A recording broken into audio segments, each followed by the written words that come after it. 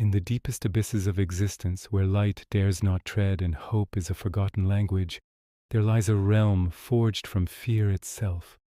Listen closely, can you hear it? The slow, rhythmic drip of water on ancient stone, a sound that has echoed through eons of despair. Each drop marks a moment, an eternity spent in this suffocating darkness. The air is thick, heavy with the scent of sulfur and cold, damp earth. Faintly, from chasms that seem to have no bottom, you can hear whispers carried on the stale air, distant, agonized screams that stretch and fade, becoming one with the oppressive silence. The only light is a faint, pulsing red glow, a hellish heartbeat emanating from unseen fires far below, casting long, dancing shadows that writhe like tormented spirits on the cavern walls. This is not a place for the living. This is a place where nightmares are born. The shadows themselves begin to coalesce, gathering in a corner where the darkness is most absolute. They thicken, swirling into a form that defies the very laws of nature. Slowly a silhouette emerges, so vast it seems to swallow the faint red light. Two massive horns, gnarled and twisted like ancient trees, curve towards the cavern's ceiling. From its back, tattered remnants of wings, once magnificent, now hang like shredded black flags, each tear a testament to a war lost in the dawn of time. As it takes a step, the sound is a deafening clang of metal on stone. Heavy, rusted chains are shackled to its limbs, dragging behind it, carving deep grooves into the rock with every ponderous movement. And then it lifts its head. 2 points of light ignite within the oppressive dark of its face, eyes glowing with the intensity of blood-red embers, filled not with rage, but with an ancient, chilling emptiness. As your gaze is drawn away from the monstrous figure, you notice the walls. They are not merely stone. Look closer. The rock itself seems to writhe. Faces, contorted in silent agony, push out from the surface, their features stretched and distorted. These are the souls trapped within, their eyes wide with perpetual horror, their mouths open in a scream that no one can hear. But you can hear their thoughts, a cacophony of whispers that seep into your mind. They murmur their deepest regrets, their darkest sins, a never-ending chorus of "if only." They speak of betrayal, of greed, of lives squandered on fleeting pleasures. Each face tells a story, a tragedy permanently etched into the very foundation of this hellscape, a living monument to human failing. Their whispers a constant, maddening reminder of the price of their choices. The path descends further, leading to the very heart of this domain. The air grows searingly hot, the stone beneath your feet glowing with an internal fire. Before you lies a landscape of pure damnation. Rivers of molten lava, a brilliant, terrifying orange, flow slowly through the cavern, their surfaces bubbling and popping with intense heat. But this is not merely liquid rock. Look into the fiery streams. You can see them, countless figures. Their forms vaguely human are submerged in the burning current.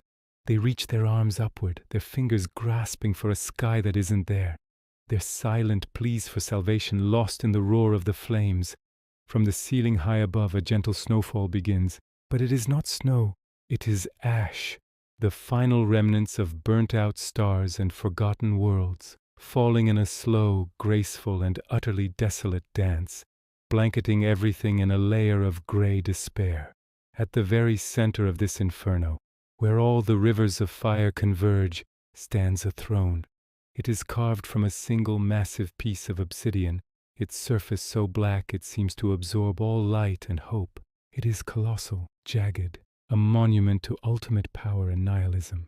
And upon this throne sits the architect of all this suffering, the devil. He is not the raging beast you might expect. He is calm, composed, almost serene, surrounded by pillars of fire and swirling vortexes of black smoke. He watches his kingdom of agony with a faint, knowing smile playing on his lips. His blood-red eyes, which have witnessed the birth and death of galaxies, are fixed on you. He doesn't need to speak. His smile says everything. It is a smile of absolute certainty, of patience, of knowing that in the end all things come to him. He is the end of the line, the final truth in a universe of lies. And in his quiet, confident gaze, you understand the true meaning of terror, not the fear of pain, but the chilling realization of absolute and eternal hopelessness. This is the nature of true evil. It is not loud and chaotic. It is quiet, patient, and methodical. It is the slow erosion of hope, the gradual acceptance of despair. It is the still, silent moment when you realize there is no escape. The horrors we imagine are often loud, monstrous, and overt, but the deepest fears reside in the silence, in the creeping dread, in the quiet understanding that some doors, once opened, can never be closed again. The Lord of this domain does not need to roar or threaten. His very existence is a threat. His kingdom is not built on punishment, but on the inevitable consequences of the choices we make. Every whispered regret in the stone, every silent scream in the fire, is a testament to that simple, terrifying truth. We craft these visions of hell to warn ourselves, to understand the darkness that lies within the human heart. But perhaps the most unsettling thought is not what we see in this nightmare landscape, but what it reflects back at us. The sins whispered from the walls are our own. The desires that lead souls to the river of fire are temptations we face every day.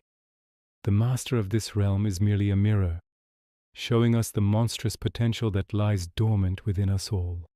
He is the embodiment of the final question. When faced with our own darkness, will we be consumed by it, or will we find the strength to turn towards the light?